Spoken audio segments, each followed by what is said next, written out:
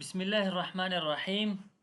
موږ رسیدلی وو دولسمې وحدې ته او الحوار الاول مو لوستلی وو چې په هغې کې شاکر او شریف په خپل منځ کې سره بحث کړی وو. نن راځو 260 نمبر صفحه ده، دولسمه وحده، دولسمه برخه، الحوار الثاني.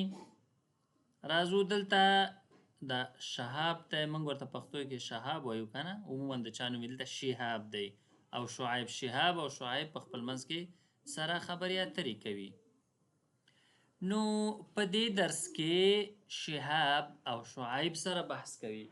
راځو شهاب ورته وایي اول خو راځو دلته په دې هوايه موږ پرون یا په تیر درس کې شرح کړه چې هوايه عموما هغه کار دی یا هغه شوق دی چې موږ یې د وظیفې نه بغیر پالو. لکه څوک ترنم کوي، څوک فوټبال کوي، دې ته هوايه وي او الهوايات جمع ده.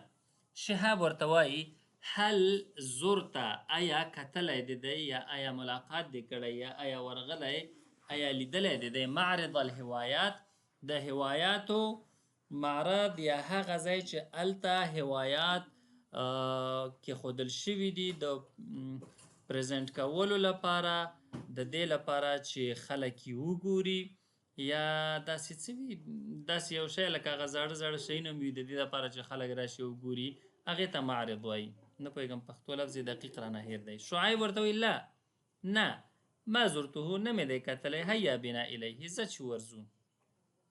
شهاب ورته وایي نو اوس ورغلل حتما، هذا هو معرض الهوايات، دا دی د هواياتو هغه کوم معرض، هغه کوم ځای چې دی هغه دغه دی. شعیب ورته وایي هذه هوايات كثيرة جدا، هذه دا مؤنث دی، هوايات، هوايات د هوايات مې تاسو شرحه کړه څه ته وایي، ډېر زیات، كثيرة جدا. شهاب ورته وایي هذا جناح جمع الطوابع، جناح چې دی عموما هغه ته وایي، جناح خو خپله چې دی وزر ته وایي. دا داسې دی لکه موږ چې شعبه وایو، شعبه یو څانګې ته وایي که نه، لکه موږ وایو دا د طب څانګه ده، دا فلانکی څانګه ده، دا فلانکی څانګه ده. نو عربي کې دغه شعبې ته موږ د جناح یا د وزر لفظ کارولی دی. هذا جناح، نو دلته زه جناح ته شعبه به ووایم، ځکه پښتو کې موږ دې لپاره د شعبې لفظ کارو. هذا جناح جمع الطوابع، د طوابعو څانګه یا شعبه ده. جمع الطوابع څه ته وایي؟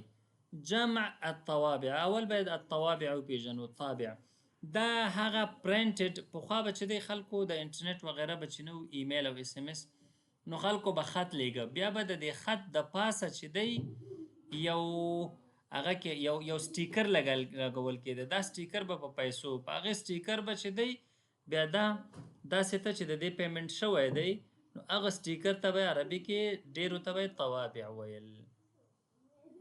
هذا جناح جمع الطوابع. شعیب ورته وایي هذه طوابع جمیلة، دا ښایسته سټیکرې دي. طوابع سټیکرو ته نه وایي، هماغو سټیکرو ته وایي هغه په خطونو باندې چې دی سټیکر لګول کېده. او عموما طبع پرنټ ته وایي او طابع عموما پرنټر ته هم وایي. هذه طوابع جمیلة، دا ښایسته سټیکرې دي. هذا طابع هندي، نو د هر ملک بیلې بیلې سټیکرې وي، دا هندي سټیکر دی. وهذا طابع، دلته طابع لیکل شوی، زه به یم طابع ووایم ځکه طوابع دی، دا به طابع ووایم نو ځکه زور یې ورکړی دی، خو خیر زه به یې طابع ووایم، زه همداسې رامخته شوی یم. وهذا طابع فرنسي، او دا فرانسي سټیکر دی. شهاب ورته وایي وهذا جناح الخط العربي، او دا د عربي څانګې، عربي خط څانګه ده. شعیب هذه آیات بخط النسخ، د خط مختلف، عموما موږ تاسو هم دا یو خط پیژنو، کله چې حسن خط یا خطاطي خلک کوي مختلف خطونه وي، تاسې بیا کله ګوګل کوئ خط النسخ بیل دی، خط الرقعه بیل دی، خط الکوفي بیل دی، مختلف خطونو نمونه دي. دا د نسخ د خط آیتونه دي، یعنې آیتونه لیکل شوي په خط النسخ باندې. وتلک احادیث، او هغه چې دي هغه داسې احادیث دي بخط الرقعه. الرقعه دی، څوک الرقعه وایي څوک الرقعه وایي.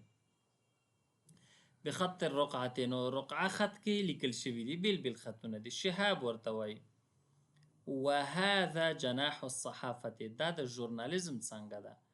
شعیب ورته وایي وهذه صحف بجميع اللغات، او دا مجلې یا صحیفې دي په ټولو ژبو باندې. اللغه ژبه، اللغات ژبې. شهاب ورته وایي وهذا جناح التدبیر المنزلي، او دا څنګه ده د التدبیر منظموالی المنزلي د کور.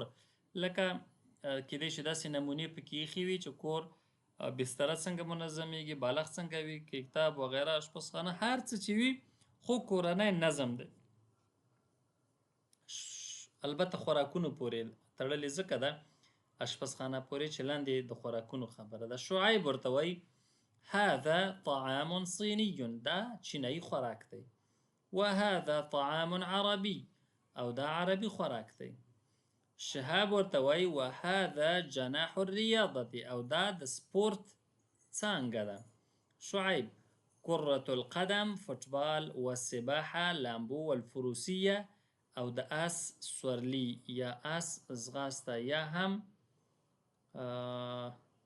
داسې یو ښایسته نوم یې پښتو کې ورته اخیسته، معنا هیر شو، خو د آس ځغلولو ته وایي الفروسیتو. نو دا و په همدې برخه کې دویم حوار، الحوار الثاني. نو د نن ورځې لپاره همدومره درس بس دی. بیا به انشاء الله په راتلونکي درس کې سره مخ شو. نو ونلتقي إن شاء الله في الدرس المقبل، وإلى اللقاء القادم. أستودعكم الله، والسلام عليكم ورحمة الله وبركاته.